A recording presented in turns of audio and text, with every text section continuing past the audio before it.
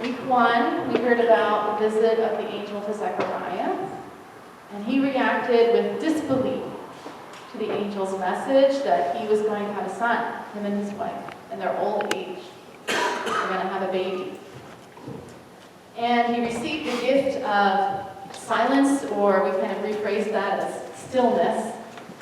And this gift of stillness gave him an opportunity to set aside his doubts and to just be present and witness God's promises unfolding in the pregnancy of his wife, Elizabeth. And then last week we heard about Mary and how she was visited by the angel Gabriel, and she reacted with confusion to Gabriel's message that she, a nobody, should be called to this important task of bearing God's son. And she's given the gift of wonder to embrace God's mysterious ways of using ordinary people to do extraordinary things. And then today we have Joseph. And Joseph is deeply troubled in our reading. What is he deeply troubled about?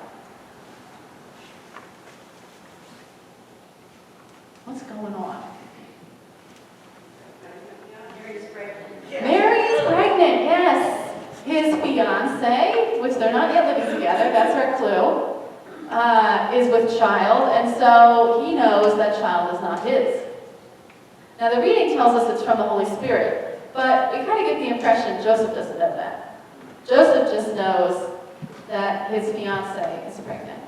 Now we can imagine all of the reactions that Joseph might have had. Maybe initially he was shocked and didn't believe that Mary could possibly do something like this. Maybe then he was hurt, betrayed,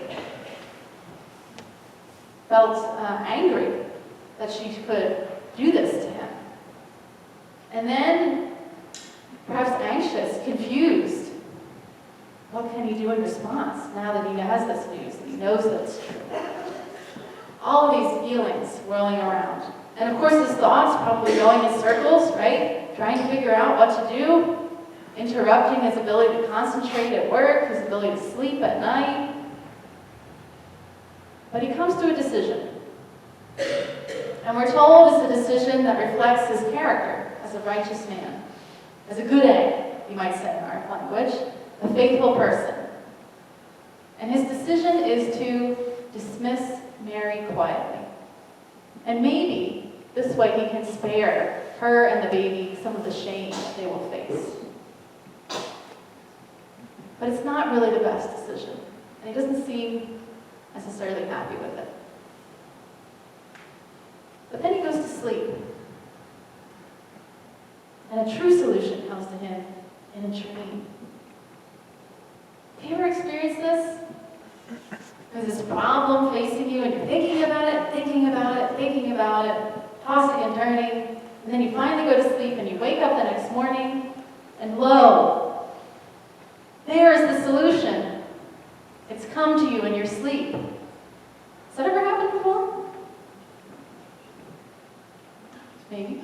It happened to me a couple times in school. I was always really happy about that. Homework question in my head, working it. And then I would wake up. That was it. I just didn't think about it right. Well, this is a much bigger problem, right, than a homework question. And Joseph, he gets a little help from an angelic messenger. And this angel, the first words out of the angel's mouth are what? Be not afraid. Fear not. Yep. Standard messenger from an angel.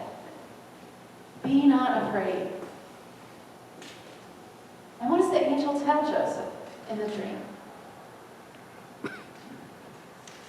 What is it about this baby? It's special. How? From the Holy Spirit. It will save God's people. Even gets a name. Jesus. From the Hebrew, Joseph, meaning Joshua, right? Let's correct that. Joshua, meaning God saves. And then another name too, Emmanuel. We're given straight out the definition of that. What's that? God with us. God with us. sweet yet? God saves and God is with us. This is going to be an amazing baby. And it's Joseph's privilege to be the baby's dad. And so he wakes up, and his anxiety, his confusion, it cleared, right? Now he's at peace. He knows what he needs to do. He's made his choice. The answer to his problem is clear. This too is God's salvation at work. When God comes to us, and it seems like there's no path forward, and God presents a path. Just as we hear about in our first reading, Isaiah, how God creates a way for God's people out of exile and back to their homeland, to Zion. Here with Joseph, God makes a way out of his anxiety and to peace, to move forward. He spares Joseph and Mary needless heartache and pain and suffering by showing them this way forward. Do you notice, though, that he doesn't get a solution unless he rests, unless he sleeps? Sometimes we spend so much time laboring, thinking. And sometimes what we need is to just take a break. Right? To rest. Maybe even take a nap. So this past week I was thinking about this idea of resting, taking a break. And I was realizing that, now it's a stressful time for many pastors, but for many of us, period, as the holidays approach. We're preparing for guests or going to parties. There's all kinds of expectations. People that don't normally see each other, maybe don't get along, are in the same room. People are invading our space. It's a stressful time. And I was realizing that one of the ways I was coping with my stress is I would pick up my phone and I would go on Facebook, or I would play a game. And it would be a temporary kind of peace, like a distraction, a way to numb myself, but it wasn't really giving me true peace. And so I thought I'd change my tactic. And every time I would reach for my phone, I would put it back down, and I would just take a moment, and maybe a minute, maybe not even that long, and just be quiet. Look around, listen, just be present in the moment. And I found that worked a lot better, and it wasted a lot less time. And then I could move forward. So I'm going to invite you right now. We're just going to take a moment, a minute maybe, to just be silent. You should pay attention to your breath. Maybe you want to close your eyes and listen. Maybe you want to have your eyes open and look around. I'm just going to invite you to take a moment of rest, repose. Find a little peace. Let's do that together.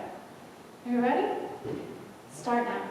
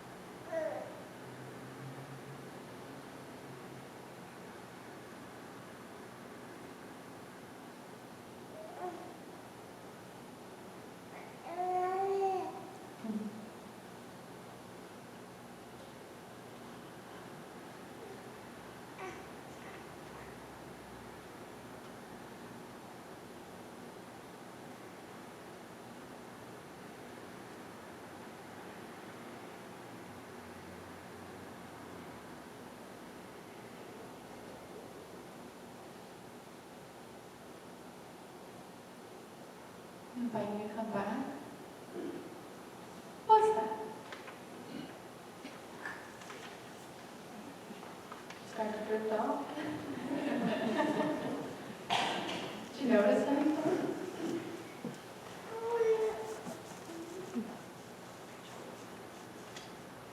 See anything differently?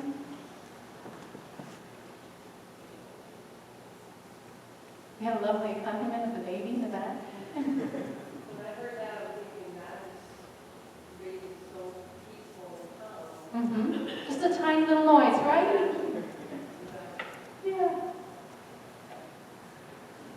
Sometimes those tiny little noises can emphasize the quiet, right? I invite you to do this week. Maybe you're like me and you reach for your phone. Maybe you have some other kind of habit. But when you find yourself going circles in your head, just take a moment. Take a breath. Just be still. Be at peace. Because this is part of the gift that God gives us. Right? Peace and joy. See those banners? Peace. And if we can have peace in us, in our hearts, then we can bring it into the world.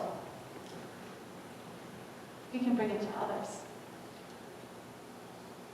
And what would the world look like if all people had peace in their hearts?